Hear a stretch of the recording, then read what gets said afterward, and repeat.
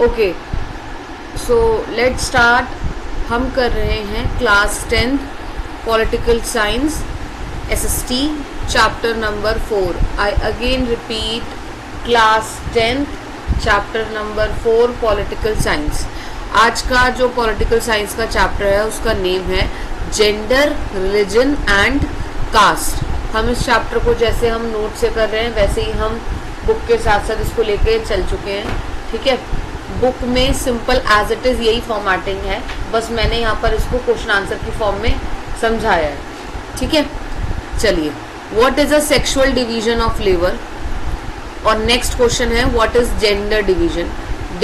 Gender division क्या होता है, हाउ इज इट प्रैक्टिस, ये कैसे प्रैक्टिस होता है, व्हाट आर इट्स कॉन्सिक्वेंसेस, और इसके कॉन्सिक्वेंसेस क्या होते हैं। ठीक है, तो सेक्सुअल डिवीजन आए या फिर जेंडर डिवीजन आए तो आपको एक ही कंटेंट लिखना है। अब ये क्या होता है ये देखना है। Sexual division is a system in which all work inside the home, जो जहाँ पर आपको सारे ही काम कहाँ करने होते हैं, घर में करने होते हैं। ठीक है, is either done by women, चाहे वो वुमेन कर रही हो, वुमेन ऑफ फैमिली मतलब जो कि एक फैमिली ओरिएंटेड है, ऑर्गेनाइज्ड बाय देम, उन्हें ऑर्गेनाइज कर रही है, थ्रू द डोमेस्टिक हेल्पर, एक डोमेस्टिक हेल्पर के साथ, जिसे हम आजकल के टाइम में बोलते हैं मेड लगा ली, दीदी लगा ली। ठीक है, it is a form of hierarchical social division, ये एक हेरार्कियल सोशल डिवीजन है। ठीक है, अगर आप देखोगे हेरार्कियल मतलब क्या होता है, पीढ़ी दर पीढ़ी चला आ रहा डिवीजन। सेक्सुअल डिवीजन क्या है, सेक्सुअल डिवीजन आप आम या आसान शब्दों में समझो, मेरी तरफ देखो। ठीक है, जब हमारे यहाँ पर जेंडर की बात होती है तो दो तरीके के जेंडर्स आते हैं, मेल एंड फीमेल। ठीक है, जब मेल एंड फीमेल में कंपैरेटिवली उनके वर्क को लेकर, उनकी मेंटल एबिलिटीज़ को लेकर, उनकी फिजिकल एबिलिटीज़ को लेकर, उनकी इमोशनल कैपेबिलिटीज़ को लेकर, मतलब ऑन एवरी एस्पेक्ट जब आप हर एक पैमाने पर उन्हें नापते हो तो कहीं ना कहीं आप पाओगे कि एक पॉइंट पर आकर तो डिस्क्रिमिनेशन या फिर डिवीजन हो रहा है, या भेदभाव कह सकते हो जिसे आप, या फिर आप कह सकते हो कि हर एक काम का हिस्सा एक काम से हो रहा है। जैसे मैं आपको बताऊं, फिजिकली चेंजेस हैं मेल और फीमेल में, but on somehow same अगर आप पिच पर देखोगे तो वर्क या प्रोफेशनली कोई चेंजेस नहीं है। ठीक है, अगर एक फीमेल 4 रोटी सेकना जानती है तो एक मेल भी 4 रोटी सेकना जान सकता है, समझ रहे हो। एक फीमेल वॉशिंग मशीन चलाना जानती है तो एक मेल भी वॉशिंग मशीन चलाना जान सकता है। बट हायरार्कियल डिवीजन यहाँ पे यूँ किस लिए कहा गया है, क्योंकि आपने 99% यही देखा है अपने घरों में या अपने आसपास की सोसाइटी में, जिस सोसाइटी में हम लोग रह रहे हैं, या उसमें से 10% लोगों में ही जो हमारी जैसी जनरेशन है या जो आप लोगों की जैसी जनरेशन है, ये जो अब पढ़ रही है, सीख रही है, वो उनमें थोड़े चेंजेस आप देखोगे। ठीक है, 99% या 90% वही लोग चेंज हुए हैं जो इन सब से हटके अब अपग्रेड हो गए हैं, अपडेट हो गए। 90% आज भी वही जनरेशन है जिन्होंने हायरार्कियल डिवीजन ही देखा है बचपन से लेके अब तक। मतलब अगर किसी के दादा ने काम नहीं करा तो उसके फादर काम नहीं करेंगे घर का, आप समझ रहे हो। अगर किसी के दादा ने वॉशिंग मशीन या कपड़े नहीं धोए, हालांकि अगर कोई इमरजेंसी पड़ जाए, दे नो द रिसोर्सेज, वो रिसोर्सेज ढूंढने की कोशिश करते हैं अनटिल अनलेस कि आप वो 4 कपड़े खुद धो सकते हो। और इसमें कोई बेकार बात नहीं है, समझ रहे हो। तो उसके बेटे ने नहीं करा और आप क्या उससे उम्मीद कर रहे हो कि आपके मतलब अगर एक्स नाम के वही करेगा। अब एक्स नाम का एक लड़का है, उसके दादा ने नहीं करा, उसके फादर ने नहीं करा, तो क्या वो एक्स करेगा? नहीं करेगा। ठीक है, बट समहाउ अगर वो हायरार्कियल डिवीजन किसी फीमेल ने आके तोड़ दिया, मतलब कि अगर कोई एक फीमेल है, मतलब कोई एक एक्स नाम की फीमेल है, उसने अपने बच्चों को सिखाया नहीं इसमें कोई बहुत बड़ी बात नहीं होती, अगर 4 बोतल पानी की एक लड़की भर सकती है तो 5 बोतल आप भी भर सकते हो। अगर आप उसे ये समझाओगे ये तुम्हें करना ही पड़ेगा, तो बच्चों के अंदर या स्टार्टिंग से ही वो मेंटालिटी डेवलप हो जाती है, करना ही पड़ेगा। पॉलिसी तो कोई करना ही नहीं चाहता। मैं आपको बोलूं कि आपको पढ़ना ही पड़ेगा तो आपका ही मन हट जाएगा, काम करना ही पड़ेगा तो मन हट जाएगा। तो जब मैं आपको बोलूँ ये कोई बहुत बड़ी बात नहीं होती, अगर वो कर सकता है तो आप भी कर सकते हो, और करना जरूरी है, आपको हर काम आना जरूरी है। तब सामने वाले के दिमाग में शायद ये समझ में आ जाए, नहीं सब काम आना जरूरी है, कल को मुझे भी जरूरत पड़ सकती है तो मुझे भी पता होना जरूरी है ना। कोई आपसे अगर आप पैसों का ही पॉइंट ऑफ ले लो कि भाई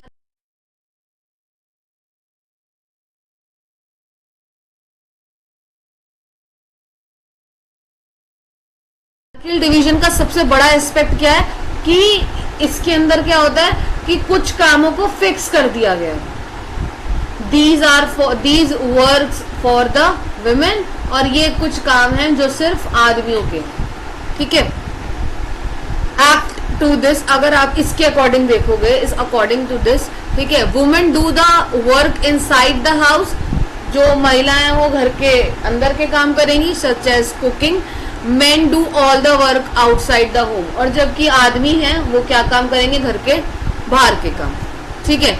main do the work such as cooking, अगर कोई आदमी कुकिंग कर रहा है, if these are paid for, तो वो किस लिए करेगा, क्योंकि उसे पैसे मिलेंगे।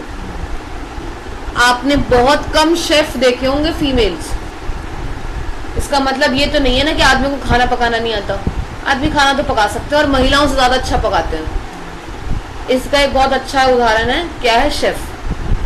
पर आदमी कब ये काम कर रहा है, जब उसे पैसे मिल रहे हैं।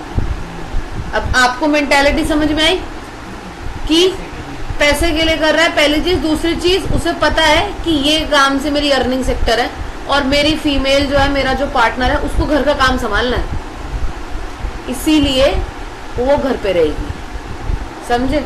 तो यहाँ पे क्या हुआ, डिस्क्रिमिनेशन ही हुआ, और दूसरी तरीके से मेंटल हैरेसमेंट हुआ, है ना। मेंटल हैरेसमेंट कैसे हो, जब आप बाहर के काम करते हो ना, कोई भी इंसान का बाहर के काम करेगा या इधर उधर काम करेगा तो आपको जता देगा। क्या करती क्या हो तुम, घर पे बैठ के एक दिन घर संभाल के देखिए, समझ में आएगा। अरे घर संभाल के छोड़ो, आप एक हफ्ते के कपड़े धो के दिखा दो, समझ में आ जाएगा, ठीक है। इन द अर्बन एरियाज में अब ये चीजें बदल रही है, बट मेरे हिसाब से तो वो भी नहीं बदली है 99% तक, ठीक है। Womens are work in office, womens work करती हैं ऑफिस में, देख लो, मतलब अब और जैसे वो वाला स्लोगन नहीं था, आपने बहुत बार इंस्टाग्राम पे देखा होगा, बेटी बचाओ बेटी पढ़ाओ। अरे भाई, पढ़ी लिखी बेटी के साथ एडजस्ट करना भी तो सिखाओ। पढ़ लिख के बेटी क्या करेगी, पढ़ने के बाद भी तुम उसे खाना ही पकवाना है तो फिर उसको पढ़ाया क्यों है ना। देखिए, अब फीमेल के पास क्या डबल काम है, मतलब वो बाहर का भी काम करे, क्योंकि उसने इतनी क्वालिफिकेशन हासिल करी है, और आजकल के जैसा महंगाई का टाइम है, वहां पर वो काम करेगी, ठीक है। काम वरना करना पड़ेगा, नहीं तो वो सोसाइटी के अंदर अच्छी वुमेन नहीं कहलाएगी, ठीक है। और अगर वो घर का काम नहीं कर रही तो फिर वो समाज के अपने से बड़े एज ग्रुप के चक्कर में उसका सत्यानाश, उसका करेक्टर सर्टिफिकेट का। तो वुमेन्स हैव नाउ ट्वाइस और थ्राइस वर्क, अब उसके पास दुगना तिगना काम है। कैसे कि वो बाहर का काम कर रही है in office, in addition to their domestic work, अब वो अपने घर का काम भी करेगी आके, ठीक है। But their work do not gate recognition, पर उसके काम को कोई रिकॉग्निशन नहीं देता। ये मैं नहीं कह रही, आपकी किताबें कह रही हूँ, और इसमें तो डायरेक्ट इसमें लिखा हुआ है, बट अगर आप बुक पढ़ोगे ना तो बुक में कट टू कट स्टोरीज दे रखी हैं कि एक फीमेल है, उसने ऐसे काम करा है बाहर जाके, वहां पर। अब आपको, जैसे आप काम करने जा रहे हो, बीइंग एन मेल, है ना, आपको लगता है कि आपके बॉस ने आपको डांट दिया, आपके काम में आपका प्रेशर है, तो जब महिला काम करने जा रही है, क्या उसका बॉस उसको क्या फ्री में पैसे दे देगा, उसको भी तो प्रॉब्लम्स होती होंगी ना, है ना। तो वो है एज इन रिजल्ट, अगर आप रिजल्ट देखोगे, the role of woman has been minimal in politics, तो पॉलिटिकली ये क्या हो चुका है, बहुत कम हो चुका है, मिनिमम हो चुका है। Women began organising themself, womens अपने आप को ऑर्गेनाइज रखती हैं, leading to their feminist movement, और कहीं ना कहीं आप हर एक फीमेल के अंदर एक फेमिनिस्ट मूवमेंट देखोगे। फेमिनिस्ट मूवमेंट क्या होता है, या फेमिनिज्म क्या होता है, जब आप एक फीमेल दूसरी फीमेल को प्रमोट करती है, प्रमोट में भी शायद यहाँ गलत वर्क है, या फिर आप कह सकते हो जो ग्रोथ चाहती है ना। आप इन कंपैरिजन टू देखोगे, आपने बहुत बार पढ़ा भी होगा कि या तो जब कोई मेल बाहर, जब कोई बच्चा गुरुकुल या डे बोर्डिंग में रहता है या भाग जाता है, तब उसको 36 काम आते हैं, है ना। अदरवाइज घर के अंदर ही सब कुछ मिल जाता है। और वहीं अगर आप एक फीमेल, आपकी सिस्टर भी होगी, तो आप देखोगे वो एक काम करते करते 40 काम कर देगी घर के। खाना भी बना देगी, बोतलें भी भर देगी, कपड़े भी उठा देगी, पानी वाले से पानी भी ले लेगी, कपड़े वाले को कपड़े भी दे देगी इस्त्री करने के लिए। वहीं पर अगर आप किसी एक को बोलो तो कोई आ जाएगा, तो वो एक ही काम करके हटेगा, है ना। These movement demanded enhancing the political and legal status. कभी ना कभी मतलब अब आपको उससे क्या देखने को मिल रहा है, विमेन्स का, फीमेल्स का हर एक एस्पेक्ट में मिनिमल रोल रहा है, और इसके हिसाब से पॉलिटिकली और लीगली वुमेन्स को अपना स्टेटस एनहांस करने की जरूरत है। ठीक है। Improving there education and career opportunities, और उनकी एजुकेशन और करियर अपॉर्चुनिटीज को भी इम्प्रूव करने की जरूरत है। तो what were the feminist movement. इतनी बकवास हम कर रहे हैं बैठ के फीमेल्स के लिए कि फीमेल्स को आगे बढ़ाओ, मेल ये नहीं कर सकते, मेल सब कर सकते हैं। Now my point is that males को बताया नहीं गया है। अगर अकॉर्डिंग टू मी मैं आपको बताऊंगी नहीं यार रोटी बनाना बहुत मुश्किल काम है लड़कों के लिए, तो तुम्हारे लिए वो है। अगर मैं तुम्हें बताऊंगी कोई बहुत बड़ी बात नहीं है, ठीक है। आप क्या है, डो मेकिंग कीजिए और उसके बाद सिंपल लगाइए। अगर अब वो कर सकती तो फिर आप भी कर सकते हो, समझ रहे हो। तो what is the feminist movement, which factor lead to their formation, और कौन से फैक्टर्स हैं जो फेमिनिस्ट मूवमेंट को आगे बढ़ाते हैं। अब हम फेमिनिस्ट मूवमेंट को यहाँ पे FM लिख रहे हैं। FM are those movement who believe the equal rights. ये वो मूवमेंट है जहां सब लोग किस में विश्वास करते हैं, इक्वल राइट में, अपॉर्चुनिटीज में, किसके लिए, वुमेन्स और मेंस के लिए।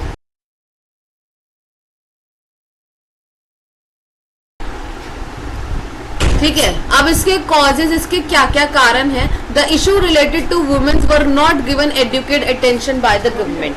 क्यों है, क्योंकि ये इश्यूज जो महिलाओं के सामने आ रहे हैं ये एडुकेटेडली इनके ऊपर अटेंशन नहीं दिया गया बाय द गवर्नमेंट। गवर्नमेंट का क्या काम है यहाँ पर, हम तो सोसाइटी की बात कर रहे हैं ना। सोचो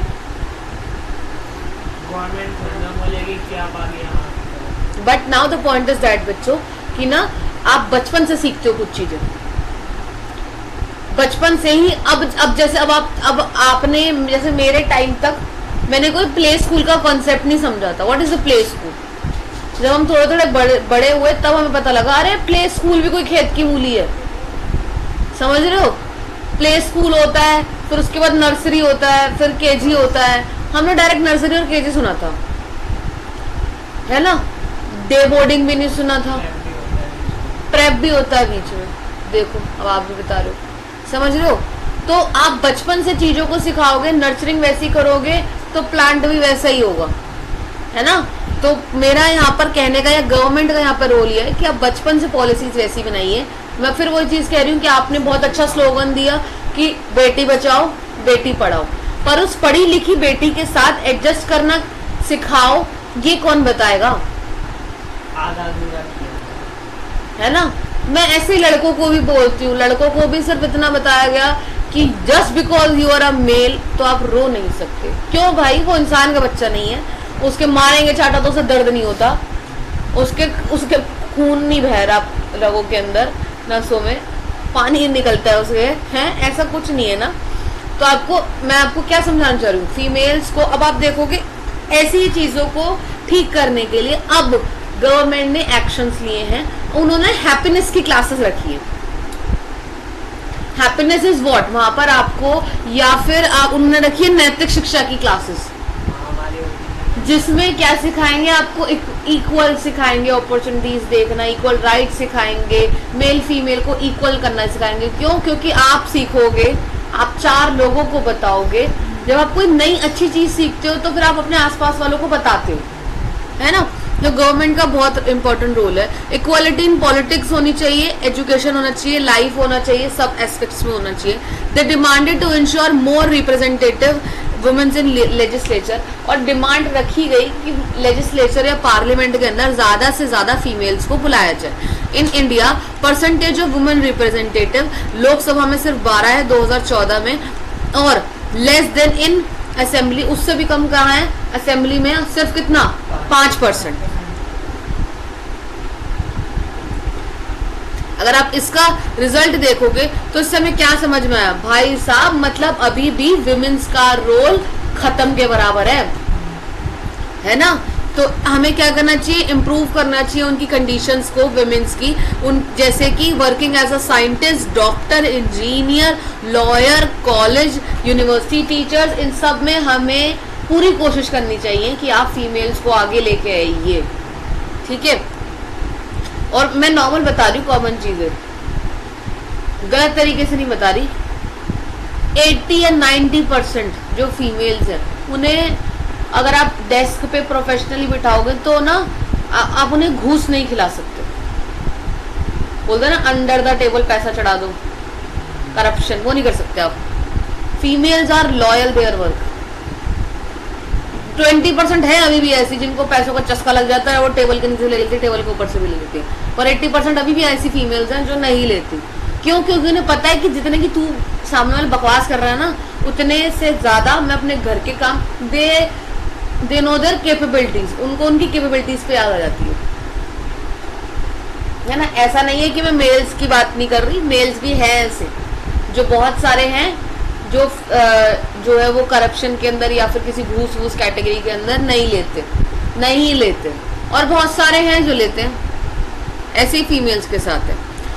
वुमेन फेस डिसएडवांटेज, वुमेन्स जो है वो डिसएडवांटेज फेस करते हैं, डिस्क्रिमिनेशन फेस करते हैं, ऑपरेशन। देखो, अगर आपने अभी तक पढ़ा होगा, मैं आपको कंटेंट समझाने की कोशिश कर रही हूँ, अगर आपने अभी तक जितना पढ़ा वो सारा हमने किसका जो है वो पर्सपेक्टिव पढ़ा, फीमेल का। यहाँ पर कहीं भी मेल की बात आई? जितना अभी तक अगर मैं इन शब्दों के हिसाब से बताऊं तो आपको ये समझ में आया हो कि मेल कैंडिडेट जितने भी है भाई वो बहुत अत्याचार करते हैं, है ना। ऑन द सेम हैंड मैं आपको उसका तोड़ भी बता रही हूँ कि जो मेल है, मेल्स को भी ये सब करना चाहिए, और कहीं ना कहीं मेल्स भी सफर करते हैं। ये अब आपको उससे क्या समझ में है, बीइंग एन फीमेल टीचर या फीमेल, मैं आपको दोनों तरीके समझा रही हूँ, समझ रहे हो। मैं चाहती तो आपको सिर्फ ये बता सकती थी कि महिलाओं पे बहुत अत्याचार हो रहा है। अब आपको उससे क्या, मैं आपको उससे क्रक्स क्या समझाने की कोशिश कर रही हूँ, समझो मेरी बात, कि सोसाइटी में दोनों ही चीजें इक्वल है और दोनों को ही इक्वल चीजें मिलनी जरूरी है, बिकॉज अब दोनों ही सोसाइटी का हिस्सा हो, मतलब मेल और फीमेल। तो हमें डिस्क्रिमिनेशन करना या ना करना हमारे ऊपर है। If I want a female कि मुझे इज्जत चाहिए, मैं आपको रोज तो नहीं बोलती ना आके मेरे पैर छुओ। बीइंग एन स्टूडेंट या बीइंग एन मेल स्टूडेंट, ठीक है, या आप मेरे पैर खुद छूते हो, अपने आप मुझे इज्जत देते हो, है ना। मुझे भी अच्छा लगता है, नहीं यार मेरे स्टूडेंट्स हैं, मेरे को रिस्पेक्ट देते हैं। अगर कोई मेल कैंडिडेट है, आप उसको भी, अगर कोई मेल को भी छू रहा है तो मुझे उसके लिए भी अच्छा लगना चाहिए। ऐसा नहीं होना चाहिए कि एक मैं फीमेल हूँ तो मेरे को ही छुए, वो मेल टीचर को नहीं छू सकता लड़का, भाई उसकी गलती है, ऐसा नहीं होना चाहिए। हाँ, तो ये नहीं होना चाहिए। आप अपनी इंडिविजुअलिटी को अर्न करो। कुछ चीजें अर्न करनी पड़ती हैं, ठीक है, मांगने से नहीं मिलती। जैसे मैंने अभी देखा हाल फिलहाल एक बिग बॉस पे एक दीदी आई हुई है, वो बोल रही है मेरे पीछे से तो जी भी हट जाए तो मेरे को लगता है मेरे को किसी ने इज्जत नहीं दी। तो ये कोई एस्पेक्ट नहीं है, आप समझ रहे हो। आप सोचो उसका एजुकेशन सिस्टम, उसका पर्सपेक्टिव, उसकी अपब्रिंगिंग कहाँ जाके घुसी होगी। वुमेन फेस, हाँ मैं मान रही हूँ कि वुमेन्स ने काफी लंबे टाइम तक एक डिसएडवांटेज रहा है, उनके साथ डिस्क्रिमिनेशन रहा है, उन्हें बहुत तरीकों से दबाया जा रहा है। इवन टुडे, आज के टाइम में भी इस स्टेटमेंट को एक्सेस कीजिए, हाँ करा जा रहा है। अभी आपने अगर एक केस सुना हो, अगर मैं आपको एक जनरल अपडेट बताऊं तो एक केस है कि एक मेल ने दहेज के चक्कर में, आज भी डाउरी सिस्टम के चक्कर में, अपने बच्चे के सामने उसकी वाइफ, मतलब उसकी मदर को जला दिया जिंदा। तो आप सोचो, दहेज जैसी चीज के लिए आज भी 2025 में, जबकि दहेज लेना मना है, बैन है, फिर भी एक फीमेल को जिंदा जला दिया गया। तो क्या आप नहीं कह सकते कि फीमेल्स के साथ डिस्क्रिमिनेशन हो रहा है भाई। और कर कौन रहा है? मेल ही कर रहा है, समझ रहे हो। और मेल के साथ साथ उसके आसपास के रहने वाले लोग, क्या सास ने नहीं बोला होगा? कैसे हो गया ये, है ना। क्या ससुर ने नहीं बोला होगा? डिमांड्स तो सबकी होंगी ना, ये एक्सप्लेन डिफरेंट एस्पेक्ट। आपको अगर क्वेश्चन ऐसे पूछा जाए एक अलग एस्पेक्ट बताइए लाइफ का इन विच वुमेन आर डिस्क्रिमिनेटेड, जहां वुमेन डिस्क्रिमिनेटेड होती हैं और उनको डिसएडवांटेज मिलता है इंडिया में। देखो तो आप ना हर तरीके का पहले लिखो, एजुकेशन सिस्टम में लिखो, ठीक है, प्रोफेशनली वर्क लाइफ में लिखो, समझ रहे हो।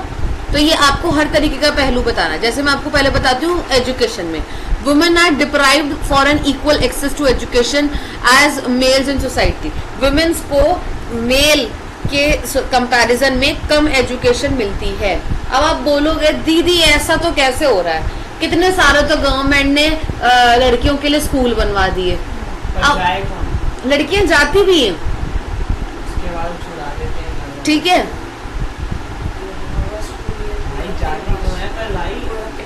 मैं आपकी बात समझ रही हूँ कि आपका एक एक्सपेक्ट है कि आधे बच्चे लड़कियां स्कूल छोड़ देती हैं और आपका भी एक एक्सपेक्ट है नहीं दीदी मैं देखता हूँ रोज बहुत सारे स्कूल भरे होते हैं।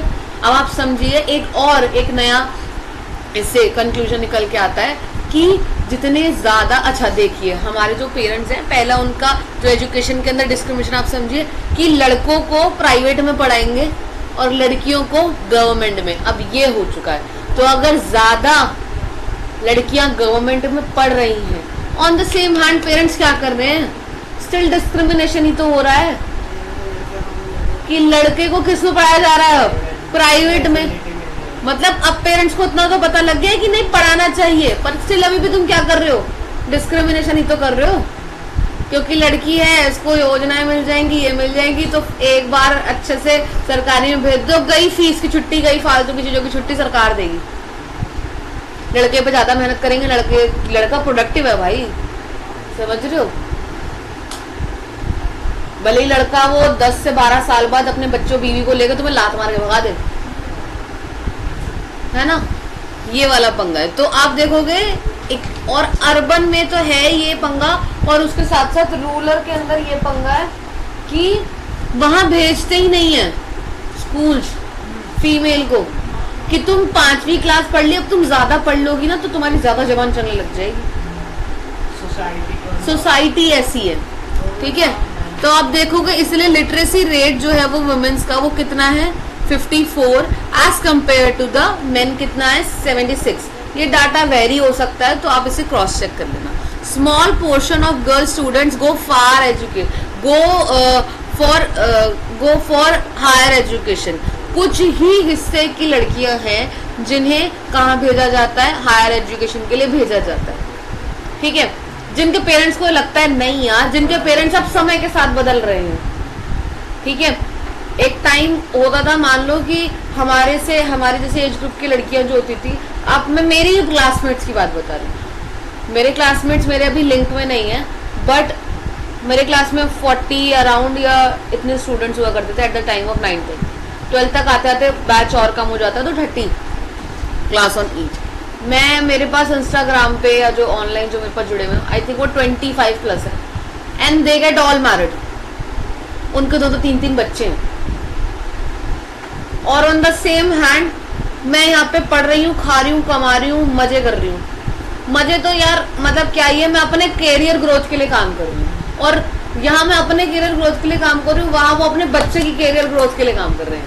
आपने अपने जीवन में 12th पास करके क्या उखाड़ा, कुछ भी नहीं ना। आप जॉब कर रहे हैं तो तुमने 12th क्यों पास करी, इसलिए कि तुम्हें एजुकेट होना चाहिए और तुम्हारे बच्चों को तुम एजुकेट कर सको, समझ रहे हो। तो मैं आपको यहाँ क्या बता रही हूँ कि कुछ ही हिस्सा है जो सिर्फ हायर एजुकेशन तक जा सकता है, कुछ तो लड़कियों की करतूतों की वजह से, ठीक है, और कुछ उनके सर्कमस्टांसेस अलग हो सकते हैं, और कुछ ये है कि भैया जल्दी शादी कर दो, सोसाइटी का एक हिस्सा है ऐसा आज भी, ठीक है। Parents always remain ready to spend on the money on education son then the daughters. मैंने वही बताया, अगर एक लड़के को कोई चीज चाहिए तो पेरेंट्स भाई बहुत इजीली उसे प्रोवाइड कर देते हैं। डॉटर्स को भी मिलती है आज के टाइम पर पंगा ये है उन्हें बहुत डिमांड करनी पड़ती है, घसीटना पड़ता है खुद को, चाहिए चाहिए चाहिए। बट आज हमें पता है क्यों नहीं लगता, ठीक है। कुछ पेरेंट्स जो है वो आज भी, जैसे मैं आपको बता रही हूँ, जैसे मैं कल को पेरेंट बनूंगी, ठीक है, तो मैं अभी आप सोचो मेरी आइडियोलॉजी ये है कि नहीं यार, मैं अभी तुम्हें बोल रही हूँ कि आप भी रोटी बना सकते हो तो आप भी बना सकते हो। जब मैं आपको सिखा रही हूँ तो मैं पूरी कोशिश करूंगी कि कल को अगर मेरा बेटा हुआ तो मैं बोलूंगी नहीं यार, आपकी बहन अगर बर्तन धो रही है तो तू कपड़े भी धो सकता है ना, हेल्प करा। तू कपड़े धोना सीखेगा तो कल को तू बाहर जा सकेगा तो तू कपड़े भी धो पाएगा अपने। समझ रहे हो? तो what I am telling you कि कुछ लोग जो है वो आज के टाइम के हिसाब से क्या हो चुके, चेंज हो चुके, ठीक है। तो उनको ये सब चीजें समझ में आ गई हैं। पर आज भी ऐसे कुछ पेरेंट्स हैं जो बेटों पर ज्यादा प्रेफर करते हैं और बेटियों पर कम। और ये आप अक्सर उन घरों में देखोगे जिनकी ज्वाइंट फैमिली है, जिनकी दादी नानियां अभी भी जिंदा है। और कुछ लोगों को तो छोड़ो, उनकी सोच को भी आप नहीं बदल सकते। जो व्यक्ति 50-60 साल या 70 साल या 80 के आसपास का हो रहा है या 75 का हो रहा है, जो 55 प्लस है इन शॉर्ट, क्या वो तुम्हारी बात सुनेगा? तो वो क्यों सुनेगा?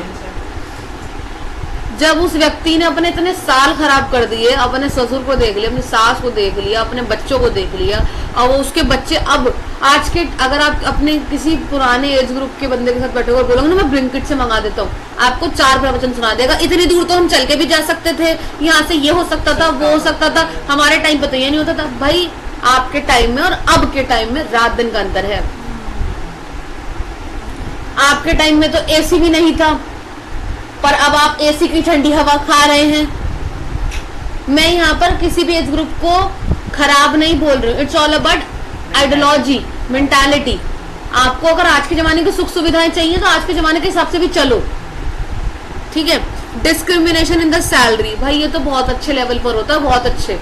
मजदूर समझ लेते हैं फीमेल्स को, समझ रहे हो? मजदूर। The number of women are highly paid jobs less than men, ठीक है।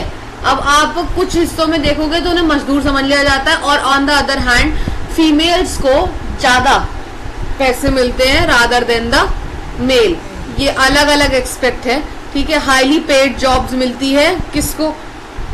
मेल्स को भी मिलती है और फीमेल्स को भी मिलती है। आज के टाइम में ऐसा है। बट कॉर्पोरेट सेक्टर में आप कहीं भी जाओगे, गवर्नमेंट सेक्टर में, you have to compete.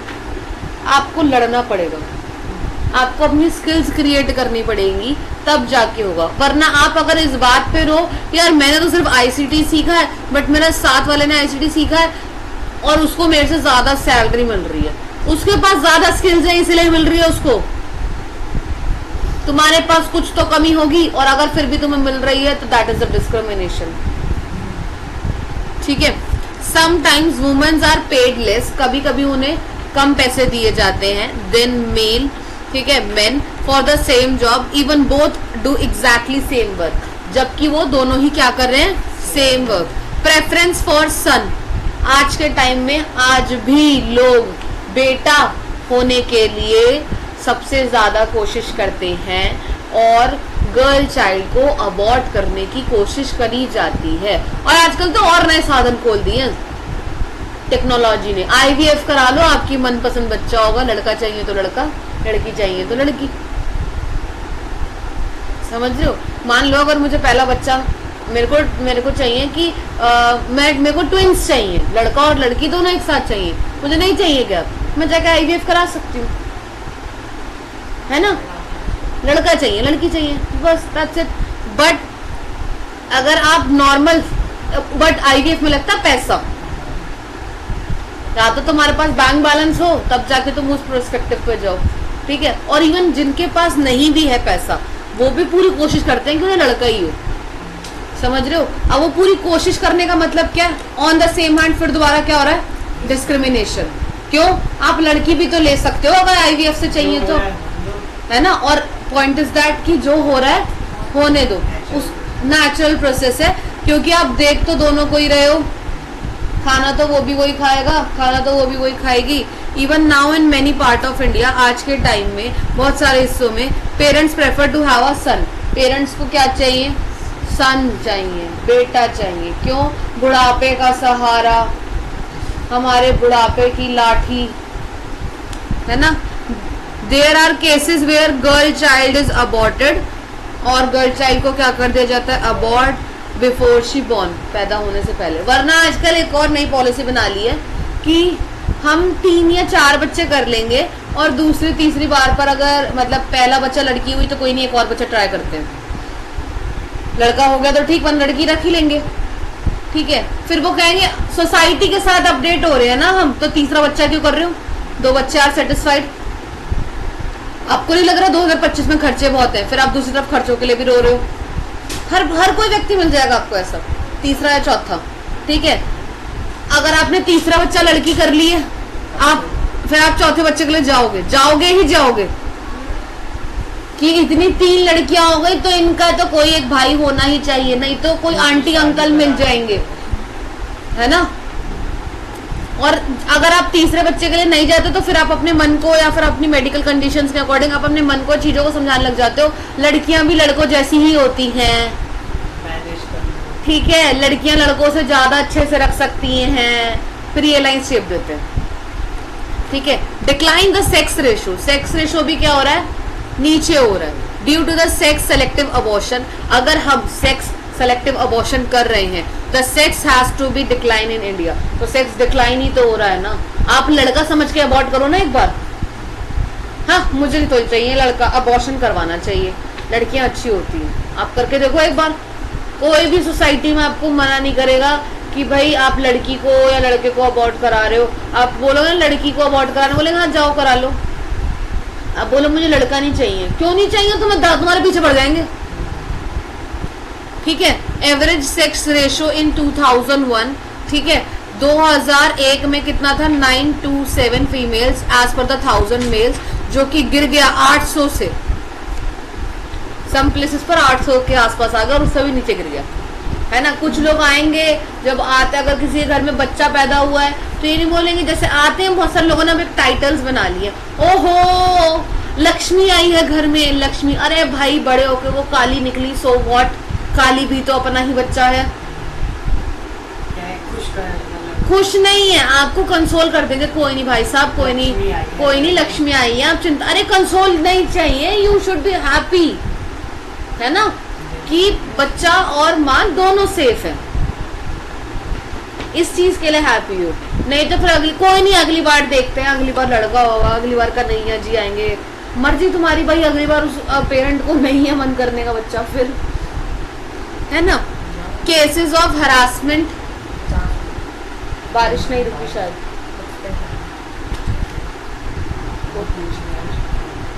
Cases of harassment, exploitation and violence. अब बहुत ज्यादा हरासमेंट के केसेस आ रहे हैं, एक्सप्लॉयटेशन हो रहा है, वही मैं आपको बताया अभी कि जिंदा जला दिया गया एक फीमेल को, तो कोई अच्छा काम थोड़ी करा है आपने एक बच्चे के सामने, जो कि लड़का ही था, उसके सामने उसकी माँ को जिंदा जला दिया, तो क्या ये कोई बहुत अच्छा काम है? आपको क्या लग रहा है आपके कर्मों की सजा नहीं मिलेगी आपको? चलो कर्म छोड़ो, वो बच्चा कैसे रहेगा? क्या आप खुद को माफ कर पाओगे कि आपने व्यक्ति को जिंदा जला दिया? तुम्हारा नखून जल जाए ना, जीत रहो बेटा, तुम्हारा नखून जल जाए, तुम्हारे चोट लग जाए तो तुम्हें कितना दर्द होता है। तुम किसी के बच्चे को जिसको तुम शादी करके लाओ, जो तुम्हारा ही वंश आगे बढ़ा रहा है, जो तुम्हारे लिए काम कर रहा है, तुमने उसे जिंदा जला दिया, कैसे दिल मान गया तुम्हारा?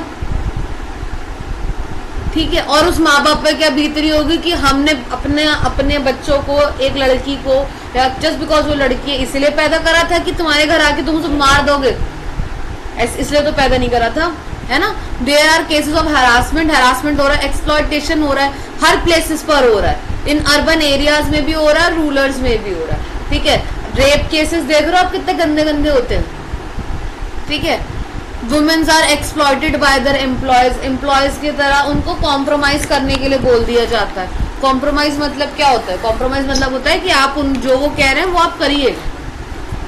कॉम्प्रोमाइज के सेंस में सब तरीके का कॉम्प्रोमाइज आता है। अगर वो बोल रहे हैं कि आप अपने वर्क प्रोफेशनल पर आप हमें और घंटे दीजिए काम करने के लिए, तो आप करिए compromise.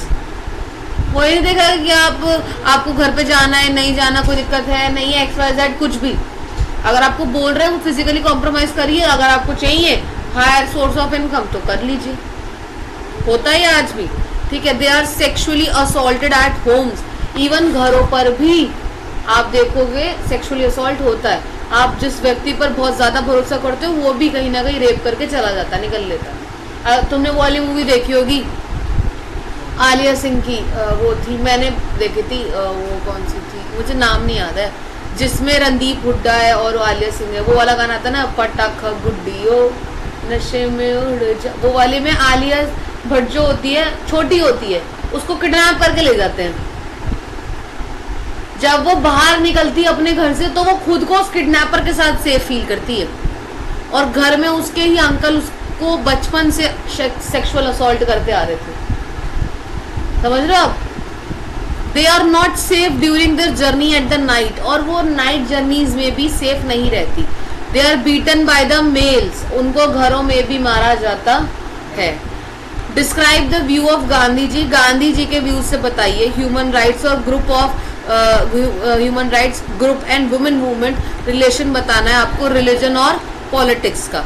Gandhi ji used to say that religion can not be separated from the politics, religion कभी भी सेपरेट नहीं हो सकता है किससे? पॉलिटिक्स से। ही बिलीव दैट, उनका ये बिलीव था, उनका ये विश्वास था, believe that politics must be guided by ethics drawn from religion. Politics को क्या करना चाहिए? गाइड करना चाहिए। Human rights group argue, human right group ने क्या करा है? आर्ग्यू करा है that most of the victims of communal riot are people from the religious minorities, की जो संख्या में कम है उन्होंने ही अपने लोगों के लिए कलेश या दंगे फसाद करे हैं। So the government should protect their religious minority, इसलिए गवर्नमेंट को रिलीजियस माइनॉरिटीज को क्या करना चाहिए? प्रोटेक्ट करना चाहिए। Women movement argue that family laws, womens को बोला गया, वुमेन मूवमेंट्स के अंदर ये बात करी गई थी, जो फैमिलीज के लॉज है, religion discriminate against the womens, जो भी उनके साथ हो रहे हैं क्या रिलीजन के अकॉर्डिंग, उसे क्या करना चाहिए? शुड बी इक्विटेबल, लॉ के सामने उसे क्या रखो? इक्विटेबल, मतलब एक समान रखिए।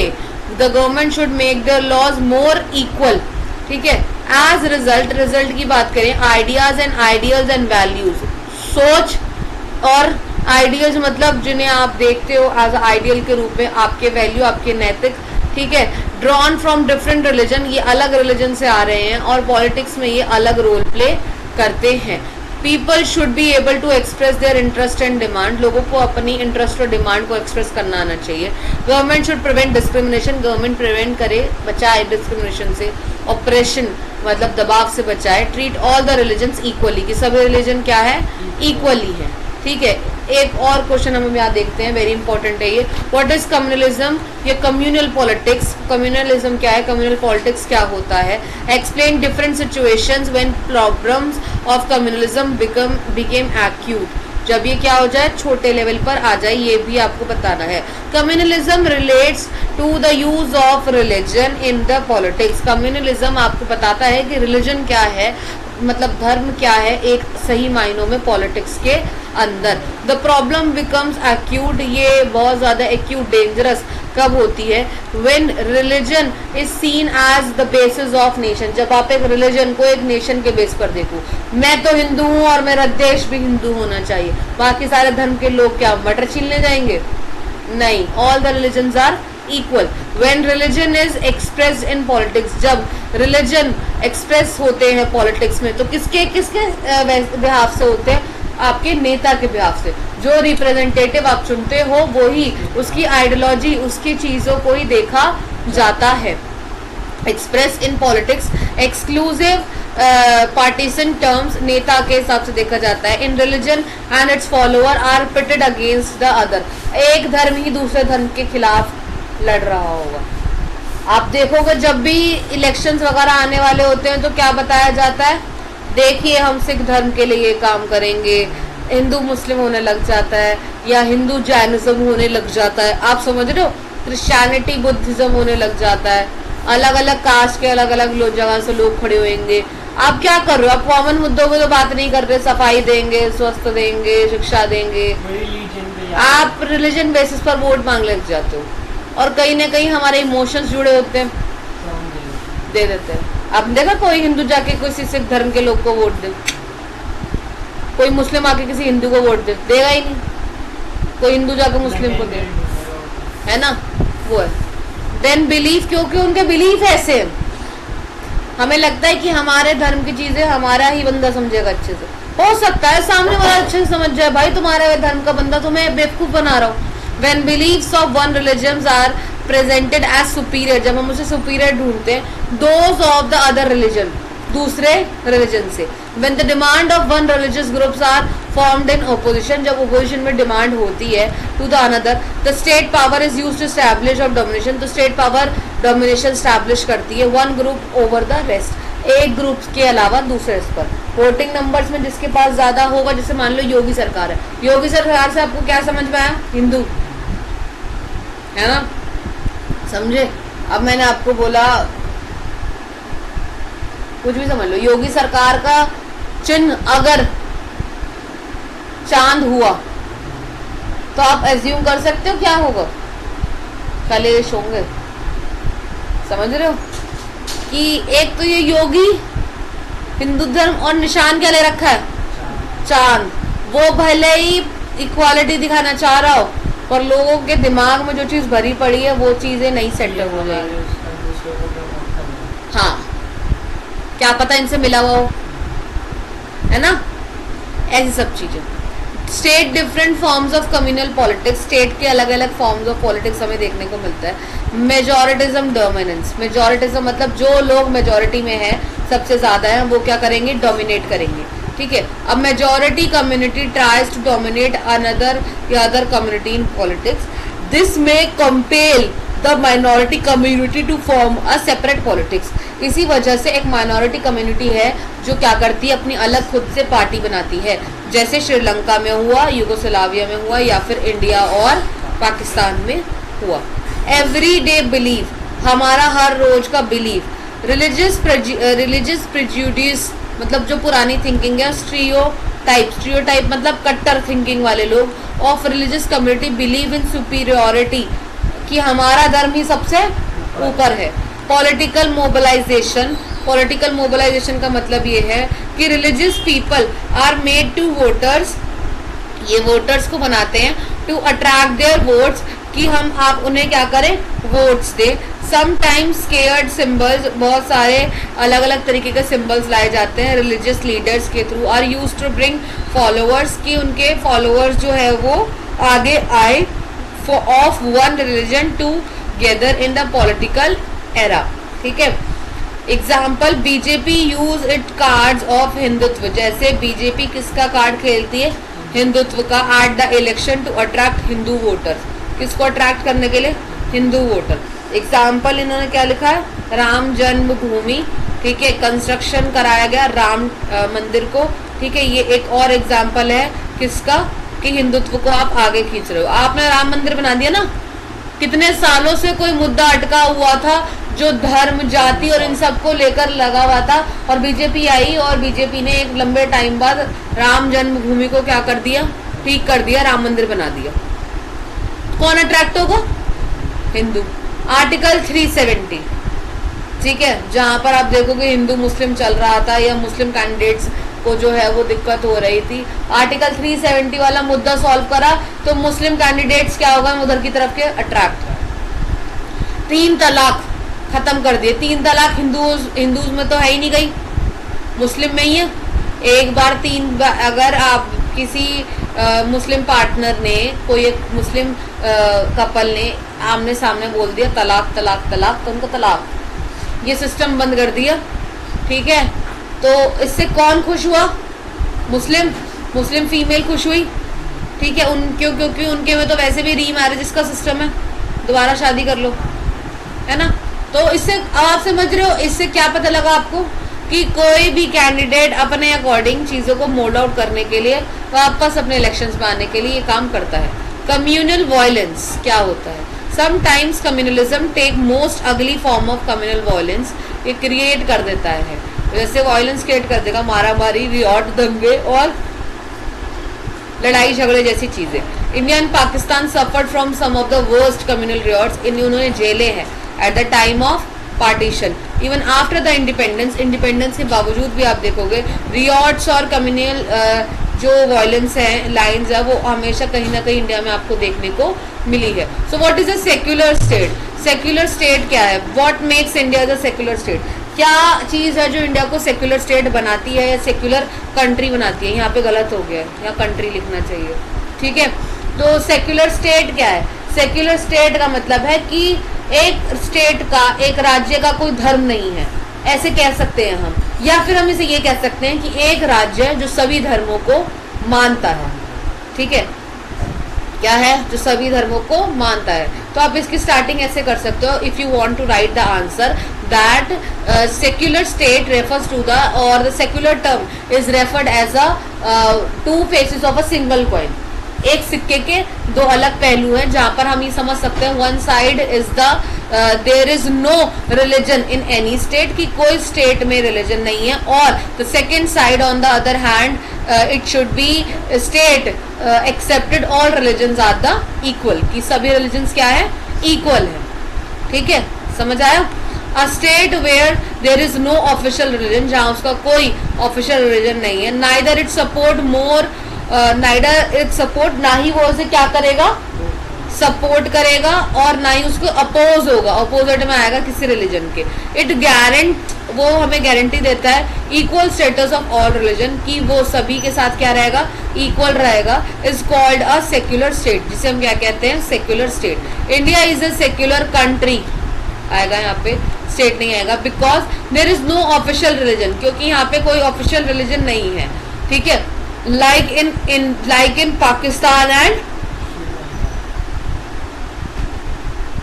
in Sri Lanka, the constitution grants that every individual freedom, हर एक बंदे को इंडिविजुअल फ्रीडम है प्रोफेस करने की, प्रीच करने की, प्रैक्टिस करने की अपने रिलीजन को, ठीक है, कि वो अपनी चीजों को क्या कर सकता है, ठीक कर सकता है। The constitution prohibits discrimination on the ground of religion, constitution बोलता है कि अगर डिस्क्रिमिनेशन हुआ आपके रिलीजन के बेसिस पर, तो उसके लिए आपको क्या मिलेगी, पनिशमेंट मिलेगी, या डिस्क्रिमिनेशन करना क्या है, प्रोहिबिट है। प्रोहिबिट मतलब मना है, बैन है। The constitution ban the untouchability, constitution ने बैन कर दी है क्या, अनटचेबिलिटी को। How caste inequalities are still continuing, कैसे ये अभी भी स्टिल कंटिन्यू है, कहाँ पर, इंडिया में। Caste inequality are still following in India, है, कैसे है। Many people still marry within their own caste, आज भी वो लोग अपनी ही जात और अपनी ही ट्राइब के अंदर, कास्ट के अंदर क्या करते हैं, शादी करते हैं। उनको अलाउ नहीं है क्या, इंटरकास्ट मैरिजेस, ठीक है। Untouchability has been prohibited, untouchability को प्रोहिबिट करा गया है बाय कॉन्स्टिट्यूशन, बट स्टिल आज भी ये कहीं ना कहीं डिफरेंट पार्ट्स ऑफ इंडिया के अंदर प्रैक्टिस करी जा रही है। In the field of education too, education के अंदर भी few lower caste lagged behind the other caste, बहुत सारे लो कास्ट को आज भी पीछे छोड़ दिया जाता है हायर कास्ट से।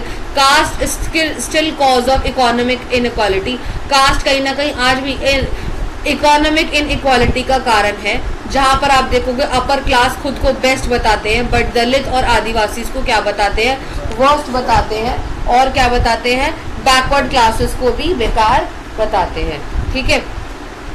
5 the percentage of the population living below poverty, अगर आप देखोगे लाइन के अंदर कितना जा रहा था, 1999 से 2000 के बीच में कितना आ रहा था, 45.8 एसटीज का। यहाँ पे अभी डाटा दे रखा है इन रूरल एरियाज, इसे आप चेक कर लेना, और ये वेरी होता है, ठीक है। तो अगर ये वेरी अलग हो रहा है तो आप इसे देखना, और जो आपकी बुक में करंट प्रेजेंट का डाटा लिखा हुआ है वो लिखना है, ठीक है।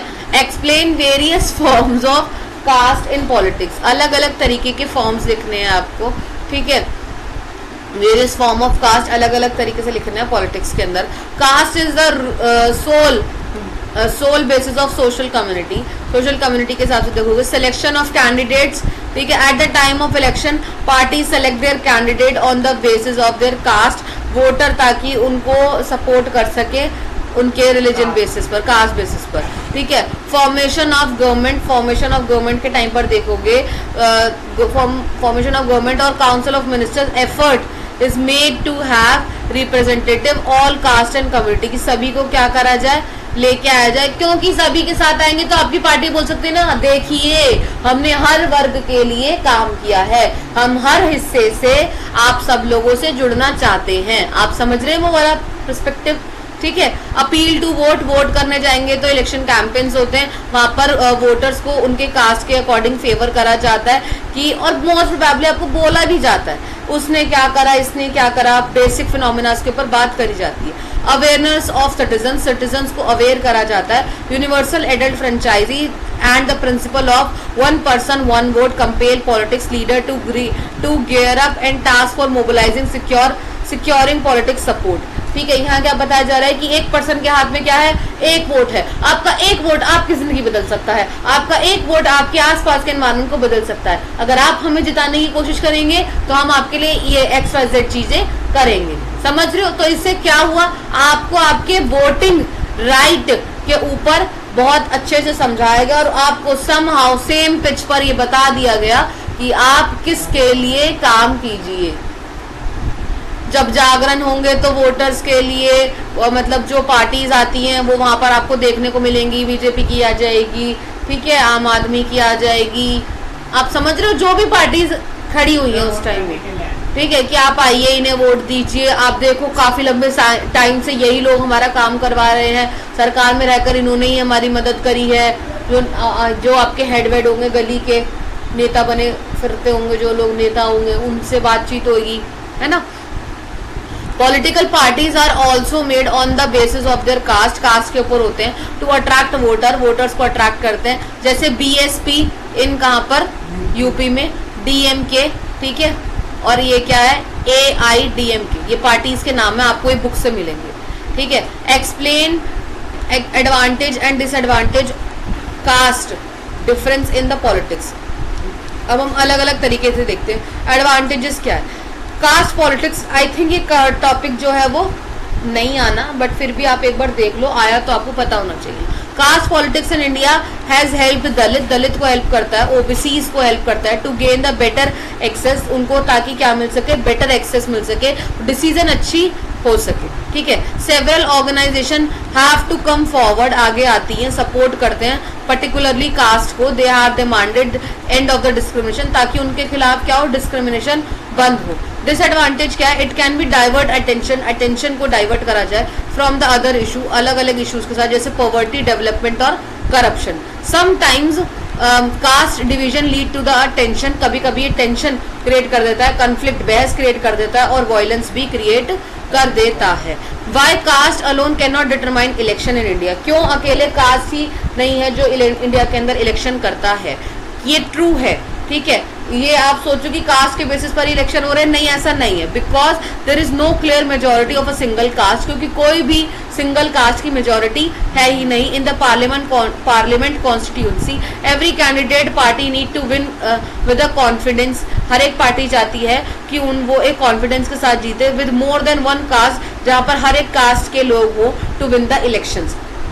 No party wins the vote of all voters of the same caste, हर किसी भी पार्टी को सेम कास्ट से कभी भी वोट नहीं आते हैं। Beside caste what other factor influence, कौन से अलग फैक्टर जो है वो इन्फ्लुएंस होते हैं इलेक्शन के अंदर इंडिया में। अदर फैक्टर कौन से, attachment with the political parties, क्या क्या अटैचमेंट हो रही है पॉलिटिकल पार्टीज के साथ। The voters have strong attachment, voters के पास क्या है, स्ट्रॉन्ग अटैचमेंट है पॉलिटिकल पार्टीज के लिए। देन देयर कास्ट और कम्युनिटी, उनकी कास्ट और कम्युनिटी के लिए डिफरेंट इंटरेस्ट हैं, अलग अलग तरीके के इंटरेस्ट हैं। Voter may have different interest due to their economic condition, उनकी इकोनॉमिक कंडीशंस को देखकर, चाहे वो गरीब हो या फिर अमीर हो, ठीक है। This is the last page of this chapter, ठीक है। परफॉर्मेंस ऑफ सिटिंग कैंडिडेट्स और the government, if the performance of sitting government is not good, अगर वो अच्छे से काम नहीं कर रही है, the voter may not be favour, तो उन्हें फेवर नहीं करा जाएगा, हिम और her, even it's belong to their caste, अगर वो किसी उनकी कास्ट से भी बिलोंगिंग रखते हैं तो। समझ आया अब आपको, कोई दिक्कत हो तो मुझे कमेंट सेक्शन में बताइए, नहीं तो आके बताइए। और एक बार NCERT पढ़ना और उसके बाद ये सब कुछ अच्छे से आपको समझ में आएगा ही आएगा, ये पक्की बात है, ठीक है। मैंने आपको नोट से पूरा सेक्शंस कवर करा दिया। अब एक बार जब हम इसको पढ़ेंगे एग्जाम टाइम में, तो मैं इसके रिविजन्स किससे करा दूंगी, ओसवाल की बुक से, जिसमें 1